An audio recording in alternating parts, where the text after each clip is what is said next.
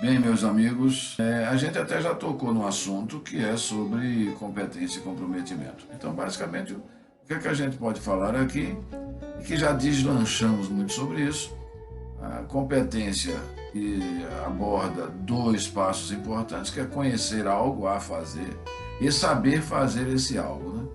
A gente já mexeu nisso, e o comportamento, que é hoje sabido das exigências das empresas diante de esperar que o colaborador procure o seu querer para fazer. E o comportamento ele é exclusivo seu, é exclusivo da pessoa. E o tempo de mudança não é o meu. Eu não posso querer que você se modifique assim, assim, assim. Não.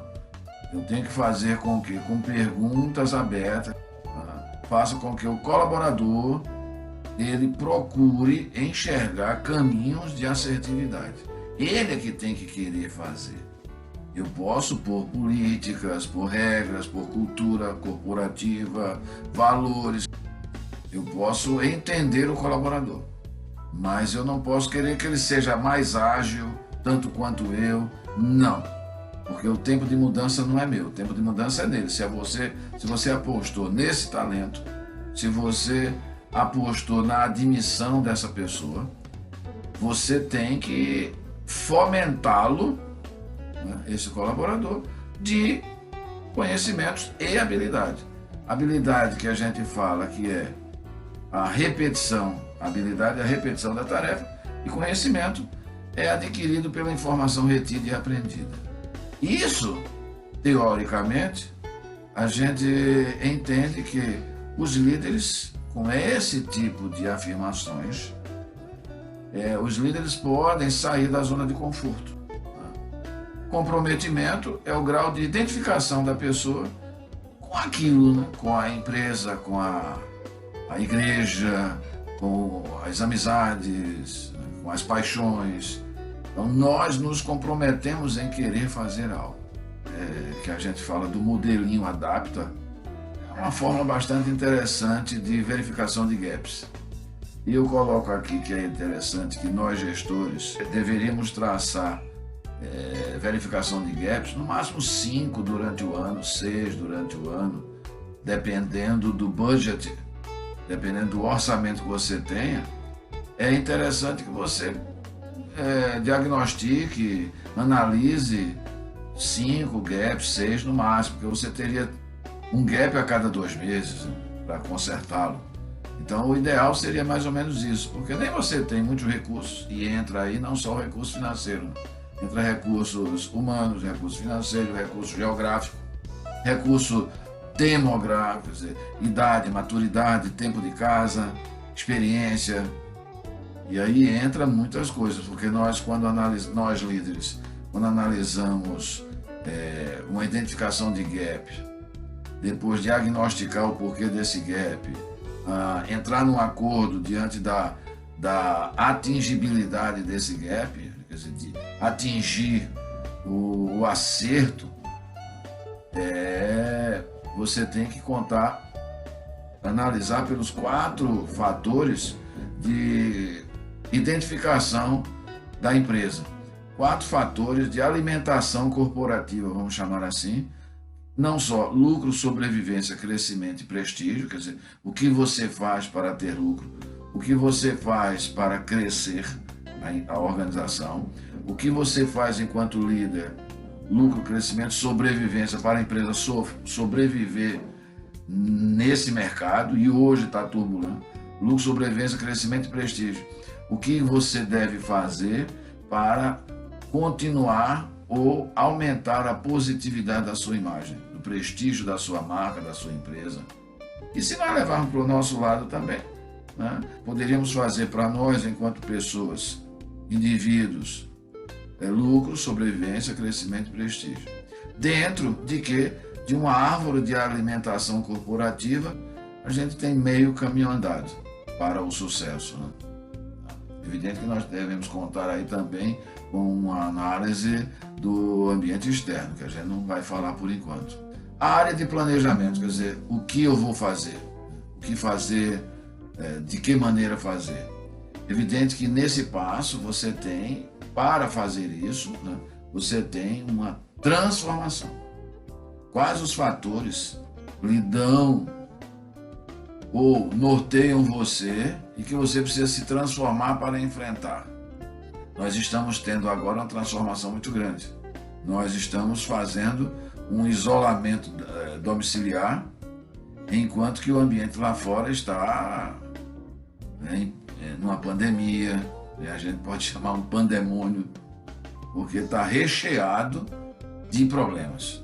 Entendendo que é importante nós ficarmos assim, porque vamos evitar doenças, etc. É uma ameaça muito forte. Olha aí o ambiente externo entrando em ação, né? E por fim, quer dizer, dentro dessa análise toda do gap, nós vamos, a partir desse momento, agir. Enquanto a gente pensa que queimou a lâmpada, que é o número 1, vai logo para o número 6, que é agir, isso tem 4 caminhos errados ainda, né? 4 caminhos a percorrer: diagnóstico, acordo, planejamento, transformação, para depois se agir. A gente tem que definir liderança. E você pode se perguntar, mas o que é realmente liderança? Essa é o ato, a habilidade de influência. Então, quanto maior a capacidade de discernimento para comandar pessoas, isso vem a ser liderança. Não só o comando, mas a capacidade de influência. Por isso que liderança, a gente diz que é o ato de... uma habilidade. A habilidade que tem de você influenciar o outro na feitura de uma tarefa.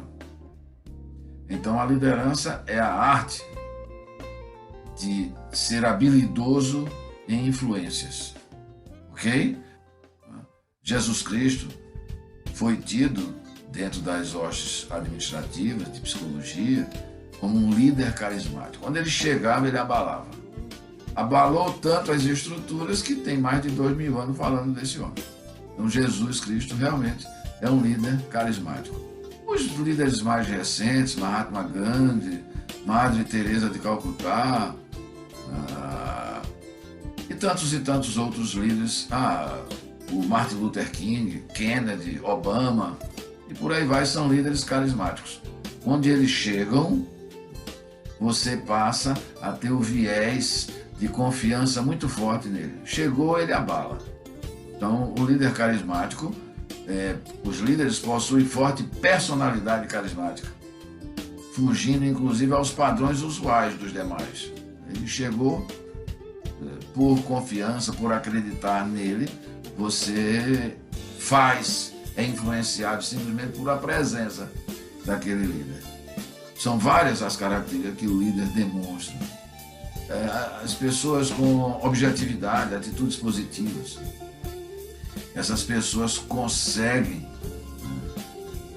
ter mais foco, uma atitude, e aí é comportamental, uma atitude mais positiva diante daquilo que ele influencia sua equipe para que essa equipe vá à frente. Saber compreender os outros.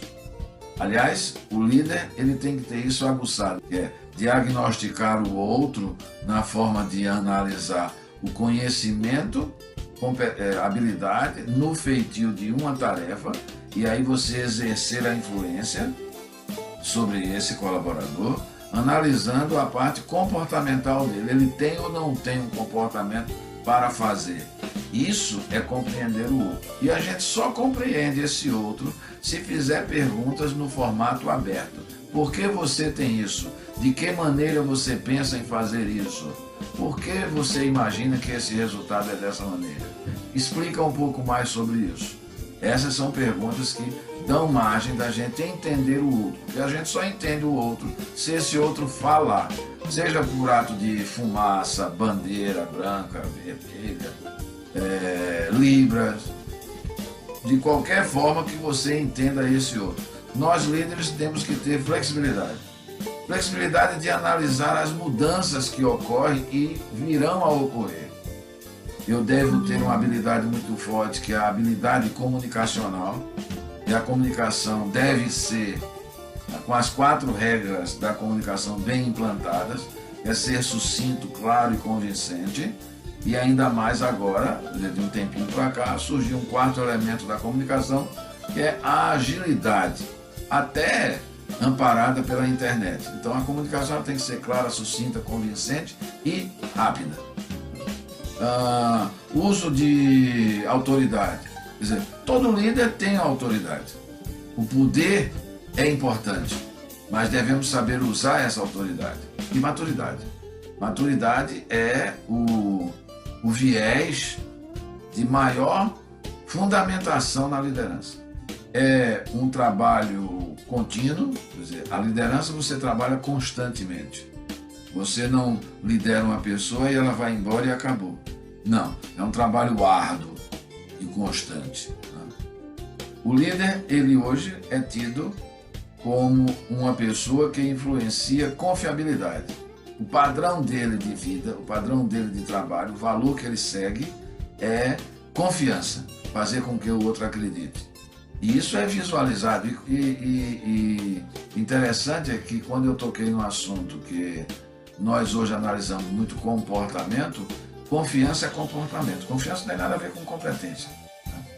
Tá? Liderança é conectar empregados ao negócio, é a arte de fazer com que os outros tenham, de repente, mais vontade em fazer algo na sua vida. Ok? Obrigado, um abraço.